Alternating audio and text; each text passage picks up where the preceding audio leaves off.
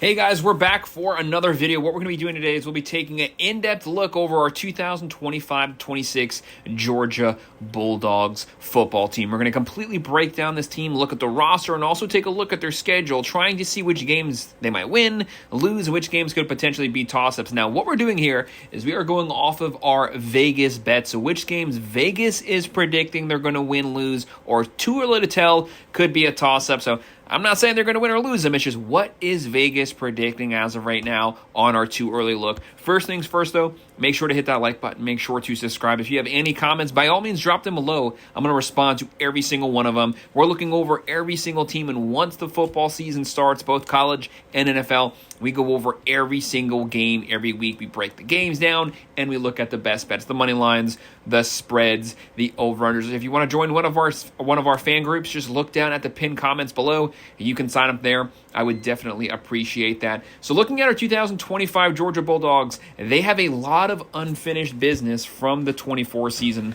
With every year with this Georgia Bulldogs team, obviously they bring massive expectations every single season because the expectation is a national championship. They almost made it last year. Last year was actually a little bit of an upsetting year because they didn't reach their full potential, but this team has a lot of hype, and obviously they have a top 3 overall roster in all of college football. They are loaded at every single position. The main thing that held them back last year was the defense wasn't quite as good as it usually is. Obviously, they usually have a top 10 defense, so everything outside of that is technically a letdown. This team is so talented. And they also had a lot of issues on the offensive side. Obviously, Carson Beck got hurt, but outside of that, they were not able to run the ball. They did not have a 1,000-yard rusher. They were in the bottom 40 teams running the ball. They were outside of the top 80 this season, struggling to not even get 150 rushing yards per game. Very un-Georgia-like. Usually they like to lean on that run, lean on that massive offensive line, wear you down to the run game, let that open up the play action to push the ball down the field. They were not able to offensively dictate the game, do what they want to do this past season. But the main thing is, can they get back to that form this season? Carson Beck, he's gone. He's off to Miami. We don't have a full 100% starter named as of yet, but as of right now, you're probably going to be looking at Gunnar Stockton, high 4-star, 5-star guy, taking over the reins here. He showed what he was capable of versus Texas, versus Notre Dame. Has a lot of promise here. It's what he can do with his legs that could completely change this game. That could be the outlier to toss this game up. Just looking over the offense, they have a lot of talent here. They did lead the FBS in drop passes last season. There's a couple things they need to work on. They have Kirby Smart, one of the best coaching staffs in all of college football. You know when Kirby Smart is at the helm, they're going to demand perfection. We're going to need to see some more, though, from Bobo. Right now, the wide receivers, they still have Kobe Young, Thomas, they have Bell. Zachariah Branch, he's that outside slot guy, the guy who can be a real game changer. They just got to make sure to put the ball in his hands in space. Looking at the running game, we got to get the run game going. Frazier, McCray, Robinson, Jones. We know Georgia's going to be stacked with 4 or 5-star running backs, but we need to see that production translated onto the field. Gunnar Stockton, he has a lot of 4 or 5-star quarterbacks behind him, but he has a lot of praise here, and it's what he can do with his legs that could completely change the outcome of the games. If you can't get that run game going, obviously, a mobile quarterback is probably going to be your best friend going into the season, but the expectations are high, and the schedule is very difficult. You know, Georgia always has a difficult schedule. They're waiting to play anyone, anytime. But once they get in the SEC play, things really get complicated on this schedule. So they're going to have to make sure to get that momentum going. Get that momentum going early. Don't overlook any of these games. Don't overlook any of these teams. But let's take a look at that schedule. When you look there, we are going to be having the Blue Stars. The Blue Stars is the one that Vegas preseason-wise predicts Georgia to win. The Red Stars, the one that Vegas predicts them to lose. And the Yellow Stars are the ones that it's just too early to tell. We don't know enough about the teams, or they're just really too close, and it is a toss-up as of right now. I'm not saying the teams are going to win them, going to lose them, or that they're toss-ups. It's just the early preseason, what are the Vegas bettors saying right now? We know Georgia's going to be good, but the odds are, and the expectations is potentially winning the SEC again, but not just stopping there, winning a national championship. We know they're probably going to make the playoffs, but they want to go further than that. That is not enough for a Georgia Bulldogs team alone. Obviously, when you have a new quarterback here getting his first full year as a starter, a lot of moving pieces, really need to get the offense ramped up. You want to start out the season with a couple cupcakes there just to get everything oiled up. Let's look at the games game by game. Kicking things off Saturday, August 30th, you're going to have the Marshall Thundering Herd coming to Athens. This game might be close first half here. Marshall's not a bad team, and then you have Georgia who's trying to be a little more aggressive on the offensive side here. They might be a little slow to get started, a little rusty, but this is the first game outside of your practices, real football, real tackling here. Georgia might be slow out the gate, but we obviously know how talented they are. They are going to blow Marshall out. It's going to be a curb stomping, and that's exactly what you need. Couple good cupcakes before you get into SEC play. They're obviously going to be very heavily favored this game. Then after that, you have Saturday, September 6th. You're going to have the Austin P. Governors. This is going to be another game that's obviously going to be a blowout, even more so than Marshall. Things are starting to work a little bit. You see what plays are starting to work. Georgia wants to line up. They want to run downhill at you. They want to line up in the eye. Then they want to spread it out. They want some play action. They're going to put up massive points here. This is going to be a 50-3, 50-6 type game here. And then after those two cupcake games, we're finally going to start getting into SEC play. This is when it's going to get really interesting here. This is when a lot of things could be up for grabs. Things could be up for debate. We're going to have Saturday, September 13th at the Tennessee Volunteers. We know Tennessee is going to be a top 25 team to start the season. Could potentially even be a top 10 team here when this game kicks off. This is going to be in Knoxville, Tennessee. It's going to be loud. The crowd's going to be rowdy. There's going to be 100,000 people there. This could even be a game day type of game. And then you have Tennessee, one of the best overall rosters in college football, top 15 roster. Last season, a top 10 defense, top 10 in tackles for a loss, quarterback pressures, top 10 in sacks. They're going to be aggressive. They're going to be coming after Georgia, trying to upset the young quarterback, force him into some mistakes, force some sloppy play here. But the big news, obviously, that's been dominating the entire offseason was Nico leaving Tennessee. He tried to extort them. Things did not work out. They basically booted him off the team. They would not play that game. So now you're going to have a new quarterback coming in here, transferring over from UCLA, previous where he transferred over from Appalachian State. How does he adapt to Josh Heupel's offense? He hasn't necessarily put up the best stats coming off of the worst start of his career, but he is a efficient quarterback. He has some promise there. We just have not seen him in this type of scheme, in this type of system. A lot of unknowns with Tennessee. Tennessee was coming in with a lot of hype to potentially even compete or even win the SEC. Is that still the case? They have a great defense. They have a lot of playmakers. They have one of the best offensive minds in all of college sports with Josh Heupel here. But with the quarterback carousal, with all that going on here, Georgia's beaten Tennessee 8 straight times. Tennessee was loaded last year. Georgia beat them handedly. But this is one of those games you'll want to keep your eye on. I would trust Tennessee to have a better shot to win this game had they had Nico. Not saying that he's a great quarterback, but they would have had a better shot. As of right now, we don't know what we're going to see with Tennessee. With the young starters with Georgia, we don't know how they're going to be rolling right now. We have this game as a toss-up. Not saying Georgia's going to lose it. If you force me to pick, I do think Georgia's going to win this game. It's just one of those ones that you want to keep your eye on here. It's a toss-up, but I'm leaning favoring Georgia. Then after that, we're going to have a bye week. I don't like having a bye week that early, but it is what it is. Whatever happens, the Tennessee game gives you a week off to work on some things that maybe have not been working so far, and you have the bye week right before the Alabama game, so you really can't complain about that. The very next game we're looking at is going to be Saturday, September 27th versus the Alabama Crimson Tide. This is when the Georgia schedule, when you really start to see the depth of it. It is a really tough schedule. They have a tough schedule every season. This game, though, is going to be in Athens, Georgia. We know every time this game happens, this is a game day game. This is two of the best teams in the nation, usually a top 5 matchup. Whoever wins this game could potentially even find themselves in the driver's seat of the SEC. There's going to be two of the top 3, top 5 overall talented rosters in all of college football, two of the best coaches. You have Kalen DeBoer for Alabama. But just like Georgia, there's a lot of question marks still around Alabama. This isn't the Nick Saban squad. This team is not immortal here. We have some quarterback questions. How's their offense going to look now with their new offensive coordinator coming in, Grubb coming back here? There's a lot of things that we just don't know about Alabama as well. I hate going into these games with a little bit of gray, some variables that we just don't know, but it's the talent on these two teams that makes this game a toss-up as of right now. And don't forget, Georgia is 1-9 the last 10 times they've played Alabama, including that crazy game from last season. But that doesn't mean Georgia's going to lose this game. Just because they've lost 9 of the last 10 versus Alabama does not mean that is certain to be the way things go forward. We know Kirby Smart, he's the new Nick Saban right now, more than capable of beating Alabama. But until we see these teams play a little more preseason-wise, we have to mark this game as a toss-up.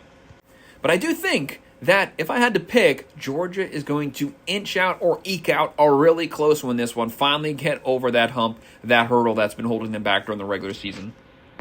And then off to that little gauntlet there between the Tennessee Volunteers and Alabama Crimson Tide, two top 25 teams back-to-back. Georgia's going to want a little bit of a breather here, and they get one versus Kentucky October 4th. This game is also going to be in Athens, Georgia. Kentucky, they're going to beat Kentucky. They are going to be favored versus Kentucky, getting things back on track, getting a good SEC win. Kentucky, those Stoops, we know they're usually disciplined. They usually have a good defense. They're deep on the lines. They're physical. For some reason, they always play Georgia really close. It's always like a one-possession win here. This game was, I think, like a 13-12 game last season. They always play competitive here, but you know Georgia's going to be favored, and you know that they're going to find a way to win it.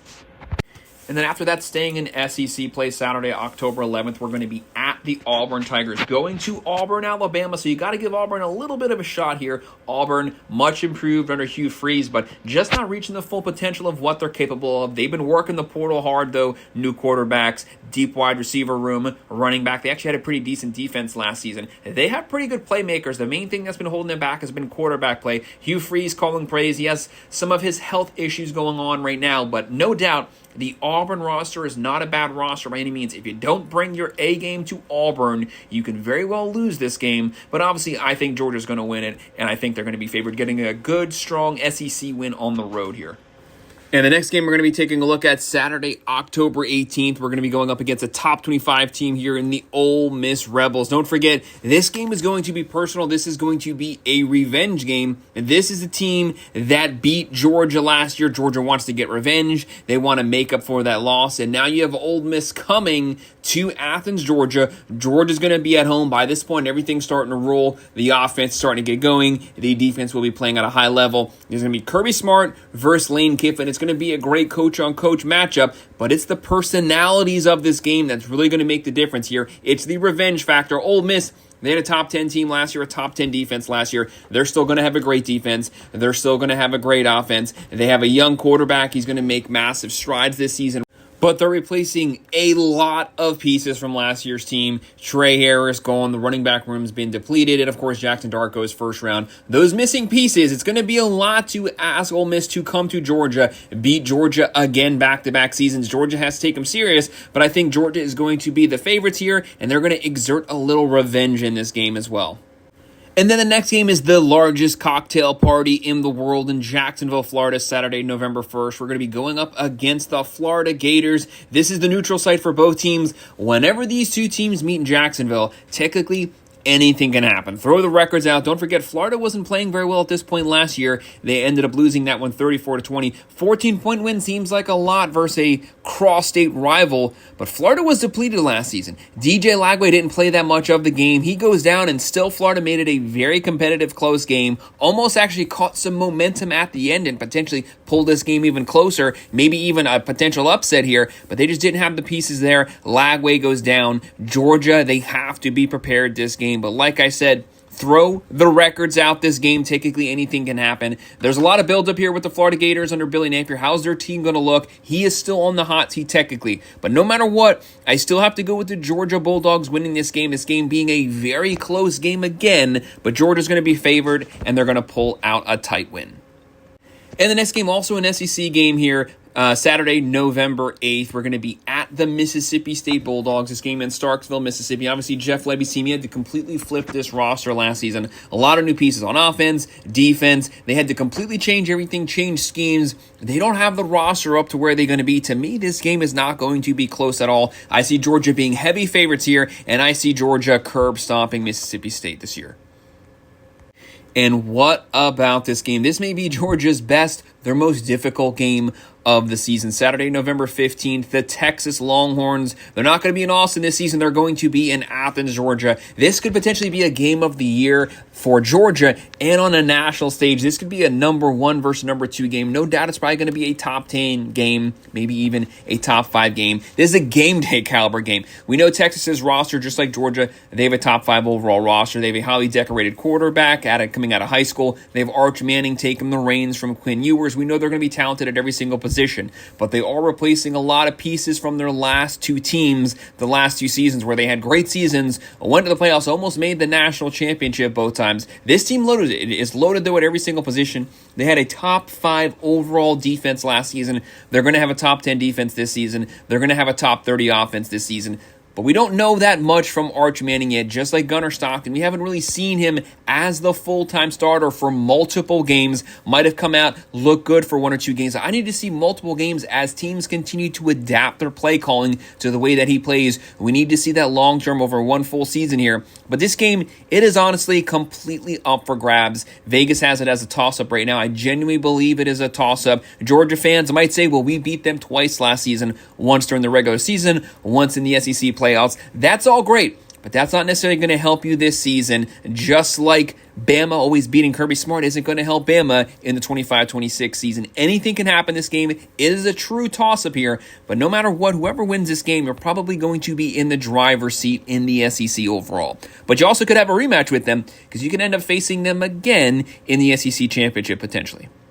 And thank God, after that gauntlet of SEC conference games, you finally have a cupcake here right before your final game. Saturday, November 22nd, the Charlotte 49ers in Athens, Georgia. This is going to be a blowout, but Georgia's going to be licking their wounds because they've gone through so many top 25 physical games, going through that gauntlet of a schedule. This is the type of game where you want to rest your starters here, let those backup get some reps, get out to an early lead, pull them all first half, let the second string guys also curb stomp Charlotte.